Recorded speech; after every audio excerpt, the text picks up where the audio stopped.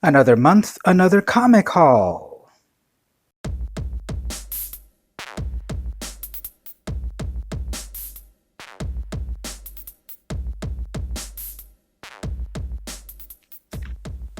Hey everyone, it's VM Campos, comic book fan. I've got another comic haul for you this month. So I picked up several things from different places. First of all, here's some things I got from San Diego Comic-Con. I picked up the free Comic Book Day Teenage Mutant Ninja Turtles 2019, free Comic Book Day from IDW celebrating 20 years. Can you believe that? IDW has been publishing since the late 90s. And the Ninja Turtles, they're celebrating 35 years since 1984. So here's a free Comic Book Day Ninja Turtles comic.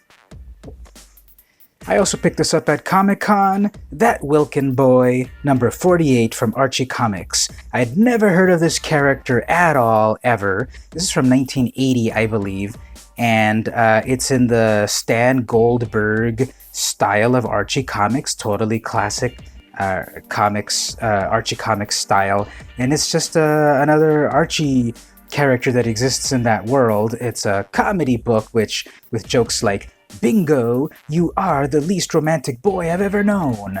So there's Bingo Wilkin eating his food with a flashlight, and she's got a candle, and that looks exactly like the face of Betty or Veronica, but that was just the Goldberg style. So I got that one. That's issue number 48, 50 cents. Also from Comic-Con, from Archie Comics, is Laugh, number 357. So if this is a monthly title, this has been published for 357 months up until this point, 1980. So you do the math to find out how old this title is. And it's just really interesting for these older books to have gone up so high up now, because nowadays you're lucky to get the double digits. So I think Reggie is taking his hallway monitor's job too seriously. And again, Stan Goldberg art style, there we go, Stan G, classic Archie style. I always like that sort of like little bit of Betty's hair is a little bit unkempt right there. Really, really a small stylish thing in Archie there as well.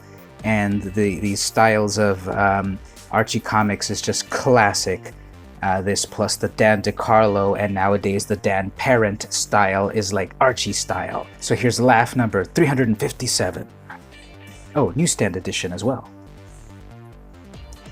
I also picked up at Comic-Con Vampirella number 41 from 1971. This is from Warren Publications, Warren Magazines. So this is pretty cool. It's an original Vampirella from back in the day, back in the 70s. Vampirella first invented in 1969 for Vampirella number 1 by Forrest J. Ackerman and Trina Robbins, costume design by Trina Robbins, and the first famous cover by Frank Frazetta. This one is not a Frank Frazetta, but it's still this sort of realistic style. Interiors are black and white, beautifully rendered by a lot of fantasy and horror artists of the time. The captain saw it first, the stately Victorian mansion. It sat there, rocking gently in the middle of the ocean, house on the sea. I am totally terrified. I always loved that font. And whereas Marvel had their sort of characters in the box up here in the corner, well, Warren had theirs as well with, from Eerie Magazine and Creepy Magazine, and they have Vampy. So this is her issue number 41. Okay, so newer stuff that I got off of the out of the comic shops. I picked up the History of the Marvel Universe. So is that Mark Waid's History of the Marvel Universe? I don't know anything about this book. My comic shop put it in my pull list. They thought I might like it, and yes, I think I will, because I am a Marvel head. I grew up with Marvel Comics, Amazing Spider-Man, comics in the late 80s, early 90s. So yeah, I'll give this a shot, see what it is. I haven't opened it yet. I don't know what it is at all about. I don't know if it's an ongoing series or what. This is variant cover number 2. So variant edition. So History of the Marvel Universe number 1. Another Marvel book is Black Cat number 1. This is another variant. This is the 7th variant. And, editorializing, there's too many variants. There's too many different covers of comics. This is the 90s again, with too many covers and raised prices. It's $4.99. It's an issue number 1. It's a variant cover, but like not enough to justify $4.99. This should be at regular $3.99 price. As a matter of fact, this one was $4.99 as well, now that I look at it. So are we in a comics bubble? Yes. Have we been in a comics bubble? Yes, in the 90s. What happened after the bubble? It burst. It crashed. And a lot of comic publishers and shops went out of business. Are we in it again? We're in a bubble at least. Let's see what happens. But anyway, Black Cat, one of my favorite villains. She's way better than Catwoman. Come and fight me. Actually, you've already lost. So, Black Cat, number 1 in her new series. I'm reading Ghost Spider, Spider-Gwen Ghost Spider on the reg. And I hear there's going to be a new reboot, so by the time of next month's haul, I'll probably have Ghost Spider number 1. So what's up with these reboots? Way too many reboots again. That's another problem with the comics industry nowadays, plus variant covers. But wait a minute, I'm a hypocrite, because I love this Carnageized cover. Here's Gwen in a Carnage outfit, so really cool right there. And the funniest thing is seeing the Venom cover Carnageized. I don't know what's going on with that. But anyway, fun book. I love Spider-Gwen, so I got her book, number 10, or Legacy number 50. Over at DC Comics, I got Teen Titans number 31 and number 32, both the Alex Garner covers, these realistic covers that I love. No offense to the interior artist, but I would have loved to have the whole inner book to be this style. Garner style. And then I love this cover right here with the main man himself. He's coming to teach the Titans a lesson, specifically crush his daughter. And this is Year of the Villain. Beautiful Lobo realistic style. Now, this is the style with the goggles and dreadlocks, I suppose, which is fine. All the versions of Lobo are cool, but I like the classic biker look right here. So I got Teen Titans 31 and 32. Over at Image, I picked up Unnatural number 11. This series is about to come to an end at issue number 12. This is wow. This is sexy, violent, thought-provoking, beautifully drawn, amazing plot. And then these covers, some of them are rated, PG-13 to X. And so this is the one that I can show here, regular cover by Mirka Andolfo, and then a variant cover, very cute cartoony version here. There have been covers by Milo Manara, Dan Mendoza, Liberatore, lots of artists creating very cool covers. So series is coming to a close, shocking revelations. Pick it up if you haven't, or go read the original Italian version, Contra Natura, if you know Italian. Spawn number 298 plus 299 on the road to 300. Spawn is about to tie Cerebus to be the number 1 longest published independently self-creator owned sort of comic with 300 issues. Cerebus the Aardvark by Dave Sim from Aardvark Vanaheim went up to 300 issues from 1977 to 2004. And it was an amazing achievement, but Dave Sim's a controversial guy, F him. So this is McFarlane's magnum opus, and he's doing here his homages to previous books. This is an homage to Amazing Spider-Man number 298, published way back in 1987, where it was Spider-Man and Chance. Deadly Encounter. In the original one 30 years ago, it was Chance Encounter. And on the next issue, it was, I guess, side by side with Chance. And here we've got Spawn plus the Redeemer. Number 299, this is the sketch variant cover. Number 300 is coming out next. And they're going to do, I guess, again, an homage to Amazing Spider-Man number 300, even though Spawn has done ASM 300 several times. Oh well. So I got 298 and 299. Usagi Yojimbo number 2 from IDW. So this is probably issue 178 or so in a long-running continuity of a character that's also been around 35 years, just as long as the Ninja Turtles. Stan Sakai published this character in Critters number 2,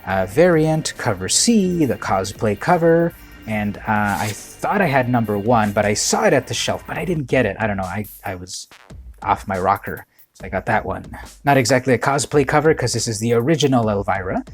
This is Elvira Mistress of the Dark, her series at number 6, photo cover, love this. Dynamite celebrating 15 years. And Elvira also the hostess with the mostest since the early 80s. She's made a deal with the devil because she does not age, as you can see also by issue number 7, another photo cover trapped in this web with her classic expression of horror and her over-the-top makeup. So I got both of those. 6 and 7 photo covers. I'm getting them all, even though I still also love the Joseph Michael Linsner covers. I love his style as well, but I think the photo covers, I like them a little bit more. Got Vampirella number 1, another number 1 issue celebrating 50 years of Vampirella. I mentioned before I got that other classic issue of Vampirella. Well, here's number 1. This is a Frank Cho cover. I also got the cosplay cover because, cosplay. This cosplay cover right here is pretty authentic to the original cover, plus the Frank Cho. This is a wraparound cover, so I got both of those. And my comic shop also said, well, you might like actually Vampirella number 1. No, they did not sell me the original Vampirella number 1 from 1969 worth hundreds of dollars. This is the facsimile edition. It's like a 99% perfect recreation of the original Vampirella. It's got the Frazetta cover art, it's got the original captions and everything, plus the ads, although they have removed the addresses in there. This says a Dynamite magazine instead of a Warren magazine. This is $6.99 instead of the original price of 50 cents. And look out, she's waiting inside this first collector's edition for you. I do think the exterior, the art printing is a little dark. You see it more in the back, but it's kind of a little dark in the front. The interior art seems to be perfect. It's recreated just fine, and it's also in magazine size, because you see here as a modern comic, here's the number 1, 2019, it's smaller than the magazine cover. So perfect facsimile recreation. Very cool. Got some eBay things just for fun. Here's Angry Shadows, number 1. From Innovation. This is a company long extinct. This is from 1989. Innovation was doing comics in the mid to late 80s, and by the early 90s they had gone extinct because of that comic bubble that I mentioned. This is a John Bolton painted cover. Love this cover, very freaky. Hey, what's that thing she's holding? It kind of looks like my iPhone, but weirder. That's a joke. I don't really have an iPhone. But beautiful painted cover, interiors black and white, horror anthology, very good. I kind of had the urge to pick up a few kind of like number 1 issues, so I picked up Destroyer Duck number 1 from Eclipse. This is from 1982. The Destroyer Duck number 1, this is a benefit issue. All proceeds were going to help Steve Gerber. He was the co-creator of Howard the Duck for Marvel. And back in the time, in the 70s, you were lucky that these publishers threw you a bone. You didn't get any residuals or very good credit for your creations. So Destroyer Duck is a parody of Howard, which is a parody of other things, and all the proceeds were to his legal fund. Okay, the reason I got this, because it's the first appearance of Gru.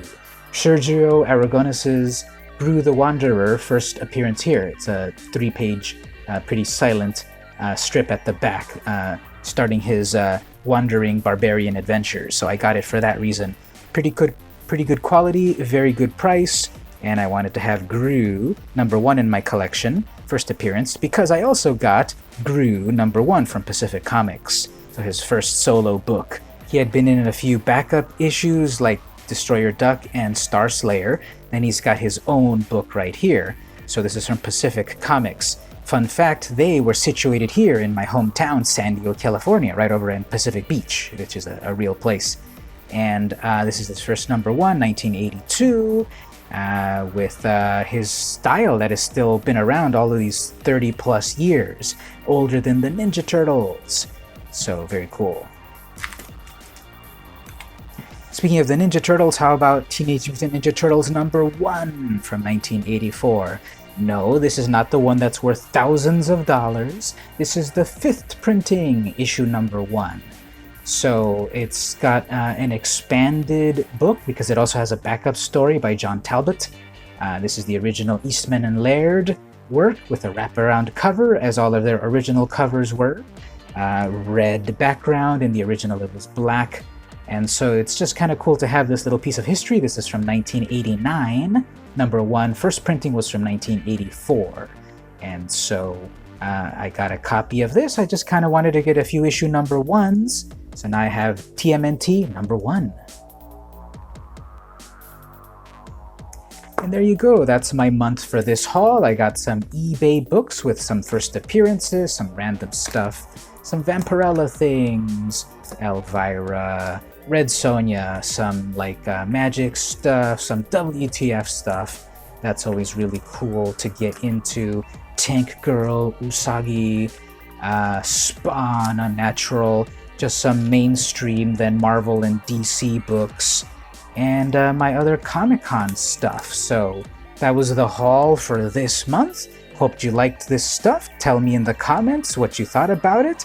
What should I be reading and picking up? Any thoughts on any of these books? If you like my comic videos, don't forget to head on over to patreon.com/vmcampos and just follow. When you follow me on Patreon, you get alerts to all of the stuff that I post on YouTube or SoundCloud or Spotify, etc. You get up to date with everything that I do. Consider going to the $2 range if you want to help support my endeavors, because you will then get comics. I will actually mail you comics when you go up to those higher tiers, straight from my collection. You'll get a cool curated comic from my collection for signing up at the $2 range. And if you're really cool, you'll go up to the $5 range. But if you don't quite have the funds for it at the moment, not to worry. Just follow on Patreon, like and subscribe on YouTube, share my stuff. I really appreciate it. This has been VM Campos, and I'll see you on Draculon.